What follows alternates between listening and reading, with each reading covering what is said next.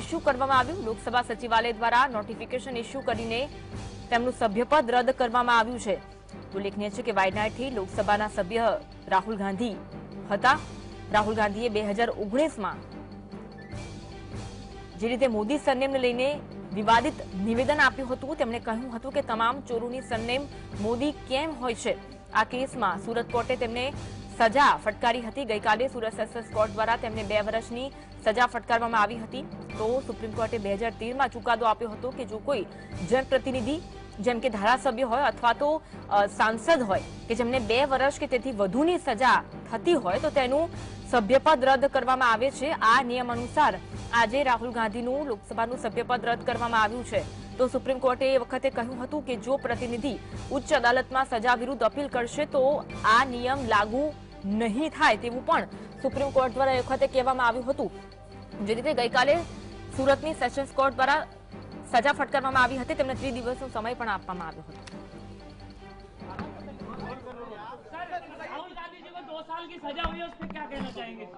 देखिए ये बात कोई पहली बार नहीं हुई है। अगर आपको याद हो, जब से भारतीय जनता पार्टी की सरकार उत्तर प्रदेश में आई है, उन्होंने प्रशासन और सरकार का साथ लेकर के पहले तो झूठे मुकदमे लगवाए और कई ऐसे मौके आए हैं जहां पर प्रशासन ने और शासन ने मिलकर के समाजवादी पार्टी के कई सदस्यों की सदस्यता ली है। आप याद कीजिए, मोहम्मद आजम खान साहब, उनकी सदस्यता गई, उनके बेटे अब्दुल्ला, उनकी सदस्यता गई। इसी तरह समाजवादी पार्टी के जो सिटिंग एमएलएज हैं उन पर केस लगाना, इरफान सोलंकी कानपुर और एक अधिकारी बुलाया गया, बाहर से लाया गया, दूसरे प्रदेश के कैडर के अधिकारी को बुला करके ये निर्देश दिए शासन ने और सरकार ने कि आपको इसकी सदस्यता लेनी है। अभी 2 दिन पहले अगर आपको याद हो, विधायक इरफान ने खुद कहा कि ये मेरी सदस्यता लेना चाहते हैं, इसकी वजह से अन्याय कर रहे हैं। उत्तर प्रदेश में समाजवादी पार्टी के कई सदस्यों की सदस्यता इन्होंने बीजेपी के लोगों ने ली है। आज कांग्रेस के पार्टी के सबसे बड़े नेता की सदस्यता गई है। और अगर हम इसी तरह देखेंगे, अगर ऐसे मुकदमे देखेंगे तो बीजेपी वालों की तो कईयों की सदस्यता नहीं बचेगी।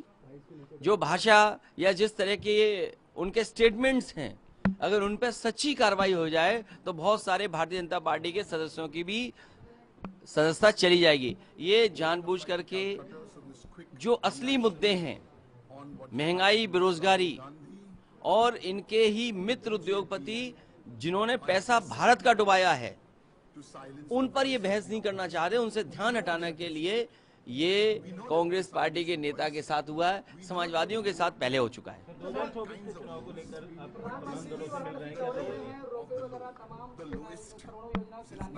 अच्छा, जब आ गया है तो शिलान्यास होगा। सवाल ये था, अब तो उद्घाटन होना चाहिए था। जिस सरकार को इतने सालों साल काम करने का मौका मिला हो, 10 साल की सरकार हो गई दिल्ली की, यूपी के 7वां बजट अब आया है, तो 7 बजट वो और 10 बजट वो, 17 बजट का हिसाब किताब, वो भी 24 से पहले इस तरह के आयोजन करना केवल वोट के लिए। और जनता ये जानती है कि महंगाई इन्होंने बढ़ाई, बेरोजगारी। तो अखिलेश यादव द्वारा आ समग्र मामले प्रतिक्रिया આપવામાં આવી અને તેમણે કહ્યું કે ભાજપની સરકાર જ્યારથી ઉત્તર પ્રદેશમાં આવી છે, ખોટા કેસ લગાડવામાં આવી રહ્યા છે। તો જે રીતે ઉત્તર પ્રદેશમાં પણ ઘણા એવા સાંસદો છે કે જેમના સભ્યપદ રદ કરવામાં આવ્યા છે। આ સાથે તેમણે ભાજપ પર આક્ષેપ કર્યો હતો કે મિત્ર ઉદ્યોગપતિ પર ભાજપ કોઈ બોલવા તૈયાર નથી અને ખોટા કેસ કરવામાં આવી રહ્યા છે અને રાહુલ ગાંધી પર આ રીતે કાર્યવાહી કરવામાં આવી રહી છે। એટલે કે અખિલેશ યાદવ દ્વારા પણ ભાજપ પર આકરા પ્રહાર કરવામાં આવ્યા। એક બાદ એક નેતાઓ છે તે આ સમગ્ર ઘટના મામલે પ્રતિક્રિયા આપી રહ્યા છે। કોંગ્રેસના દિગ્ગજ નેતાઓ પણ એક બાદ એક પ્રતિક્રિયા આપી રહ્યા છે। તો ખડગે દ્વારા પણ કહેવામાં આવ્યું કે રાહુલ ગાંધી છે તેમને સત્ય બોલવાની આ સજા છે। જે રીતે સભ્યપદ તેમનું રદ થયું છે, એક મોટો ઝટકો लाग्यो છે અને આ સમગ્ર કેસમાં સુરત સેશન્સ કોર્ટ દ્વારા ચુકાદો આપવામાં આવ્યો હતો ત્યારે પણ રાહુલ ગાંધી દ્વારા પ્રતિક્રિયા આપવામાં આવી હતી અને કહેવામાં આવ્યું હતું કે હું માત્ર સત્ય બોલ્યો છું અને હું સત્યના માર્ગે ચાલુ છું। તો એક તરફ અશોક ગેહલોત દ્વારા પણ કહેવામાં આવ્યું કે આ તાનાશાહીનું રાજ છે।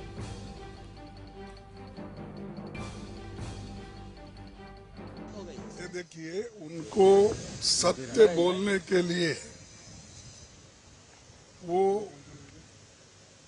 राहुल जी को डिस्क्वालीफाई करने के लिए सारे प्रयास किए हैं और सच बोलने वालों को लोकतंत्र के उसूलों के अनुसार और संविधान के तहत और उसकी रक्षा के लिए और जनता के हकूक के लिए लड़ने वालों का मुंह बंद करने के लिए उनको सदन से बाहर डाला गया है। और ऐसी कौन सा बड़ी अपराध थी कि डिफेमेशन केस में जिस व्यक्ति को कोई संबंध नहीं है और वो व्यक्ति कोई बैकवर्ड क्लास का फॉरवर्ड क्लास का ये क्वेश्चन भी नहीं है, लेकिन जो लोग यहाँ पर से पैसे लेके भागे, जो नीरव मोदी होंदे हो, ललित मोदी होंदे हो, मल्ल्या होंदे हो, वो क्या बैकवर्ड क्लास के थे क्या? तो ये जब ये ऐसा एक परसेप्शन बना रहे हैं कि राहुल जी बैकवर्ड क्लास के खिलाफ बोले और राहुल जी जो सच्चाई देश के सामने रखना चाहते थे और रख रहे हैं वो उनको जच रहा नहीं, तो इसीलिए वो अगर राहुल जी को बाहर डाले तो उनकी समस्या खत्म होती है, ऐसा उनके समझ में आता होगा, लेकिन उनकी समस्या खत्म होने वाले नहीं।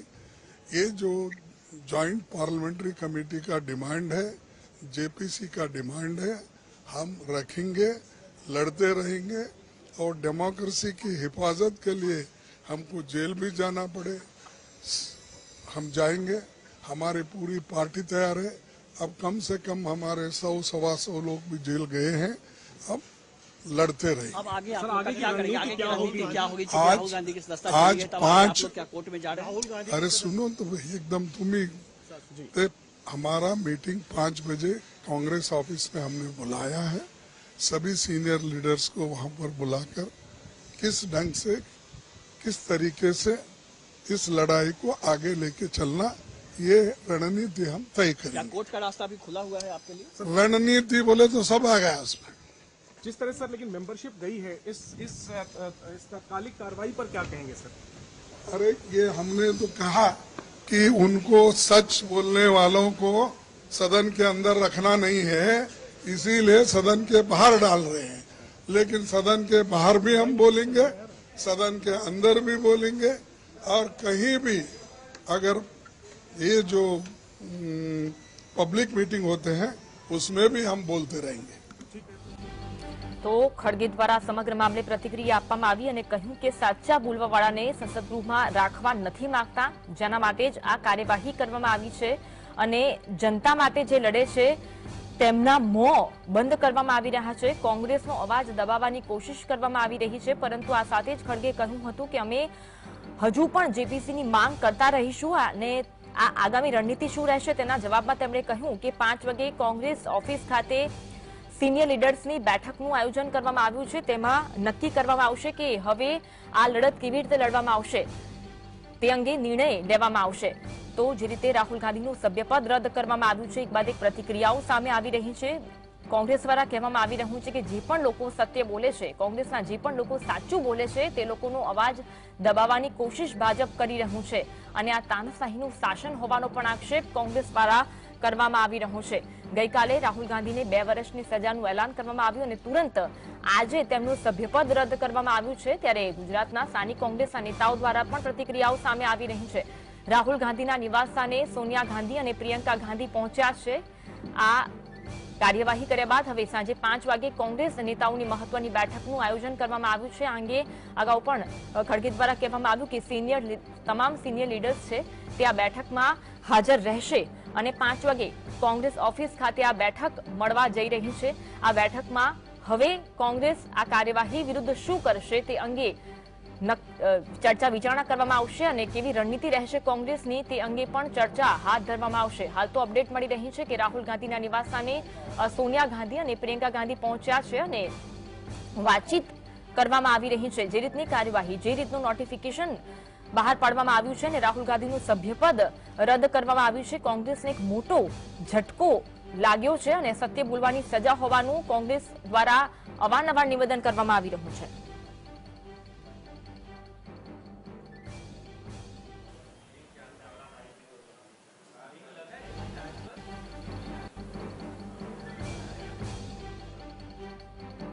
તો એક બાજુ ગુજરાત કોંગ્રેસના નેતાઓ પર પ્રતિક્રિયા આપી રહ્યા છે. અમિત ચાવડા દ્વારા પણ કહેવામાં આવ્યું હતું કે રાહુલ ગાંધીએ સત્ય બોલ્યા હતા, સત્ય સિવાય કશું નહોતા બોલ્યા અને સત્ય બોલવાની સજા છે તે રાહુલ ગાંધીને મળી છે. અગાઉ અર્જુન મોઢવાડિયા દ્વારા પણ નિવેદન આપવામાં આવ્યું હતું અને તેમના દ્વારા ક્યાંક એવું કહેવામાં આવ્યું હતું કે કોંગ્રેસ હવે આગામી સમયમાં કાયદાકીય રીતે લડશે. આ જે નિર્ણય કરવામાં આવ્યો છે અને રાહુલ ગાંધીનું સભ્યપદ રદ કરવામાં આવ્યું છે તેના વિરુદ્ધ કોંગ્રેસ હવે એક નવી રણનીતિ તૈયાર કરશે અને કોંગ્રેસ છે તે કાયદાકીય પ્રક્રિયા હેઠળ લડશે. તો એક બાદ કોંગ્રેસના નેતાઓ પ્રતિક્રિયા આપી રહ્યા છે. અમિત ચાવડાએ પણ તેમની પ્રતિક્રિયા આપી હતી. પોતાના મિત્રોને બચાવવા માટે દેશના પ્રધાનમંત્રી શ્રી દેશના લાખો LICના પોલિસી ધારકો હોય કે લાખો બેંકોના ખાતા ધારકોના અબજો રૂપિયા ખતરામાં મૂકી શકે, દેશની તમામ એરપોર્ટો હોય, પોર્ટ હોય એ પોતાના મિત્રોને ખૈરાત તરીકે લૂંટાવી શકે, કાળા કાયદા બનાવી અને ખેડૂતોને દબાવવાનો, ડરાવવાનો, ખેતી ખતમ થઈ જાય અને ઉદ્યોગપતિઓ પાસે ખેતી આવે એવા પ્રયત્નો થઈ શકે. આ જાતના જે પણ અનૈતિક નિર્ણયો થાય, જે પણ દેશના લોકોને કે દેશને હાનિ કરતા નિર્ણયો સરકાર કરે, દેશના લોકો પર જ્યાં પણ અન્યાય થાય, અત્યાચાર થાય તો એની સામે બોલવાવાળો એક જ નેતૃત્વ દેશ પાસે છે, રાહુલ ગાંધી. અને જ્યારે મહિલાઓ પર અત્યાચારની વાત કરી, ખેડૂતોને અન્યાયની વાત કરી, ઉદ્યોગપતિ મિત્ર અદાણી હોય કે બીજા હોય એમને માટે દેશની તિજોરીને દેશના લોકોના ભોગે લાભ કરાવવાની વાત કરી, ત્યારે સરકારે હંમેશા એમને ડરાવવાનો, દબાવવાનો પ્રયત્ન કર્યો. ઈડીના નામે પૂછપરછ કલાકો સુધી થાય, ખોટા કેસો કરી અને દેશના જુદા જુદા રાજ્યોમાં હેરાન પરેશાન કરવામાં આવે. અને કોર્ટોમાં પણ જેમ ગુજરાતમાં સુરતની કોર્ટનું એક જજમેન્ટ આવ્યું, પણ આખી પ્રક્રિયા જુઓ તો જે રીતે ન્યાયતંત્રની પ્રક્રિયાએ કેસમાં થવી જોઈએ કરવામાં ના આવે, ક્યાંક અધવચ્ચે જજની બદલી થઈ જાય, ક્યાંક કેસને લાંબો ખેંચવા માટે હાઈકોર્ટના ટેકનિકલ કારણોસર કેસ લાંબો ખેંચવામાં આવે અને જે રીતે જજમેન્ટ આવ્યું ને એક જ દિવસમાં એના નામે જે રાહુલ ગાંધીની સદસ્યતા રદ કરવાનું પગલું આ ભારતીય જનતા પાર્ટીની સરકારે લીધું છે. એનાથી સ્પષ્ટ છે કે દેશમાં કોઈ પણ વ્યક્તિ સરકાર સામે અવાજ ઉઠાવે તો એને દબાઈ દો, કોઈ પણ વ્યક્તિ સરકારના ખોટા નિર્ણયોનો વિરોધ ના કરે, કોઈ પણ વ્યક્તિ આંદોલન ના કરે, કોઈ પણ વ્યક્તિ એમના ભ્રષ્ટાચારને ખુલ્લો ના પાડે, એ માટે ડર અને ભયનો માહોલ ઉભો કરવાનો આ પ્રયાસ છે.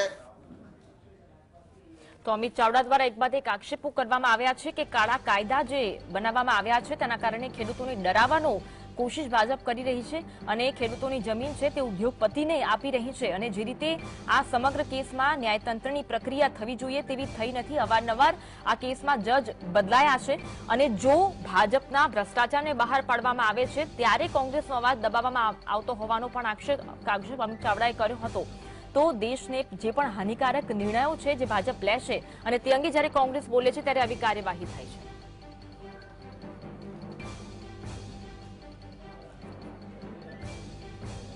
The designed project of Narendra Modi-led BJP government has been convened to force as a disqualification of Rahul Gandhi as a parliament member.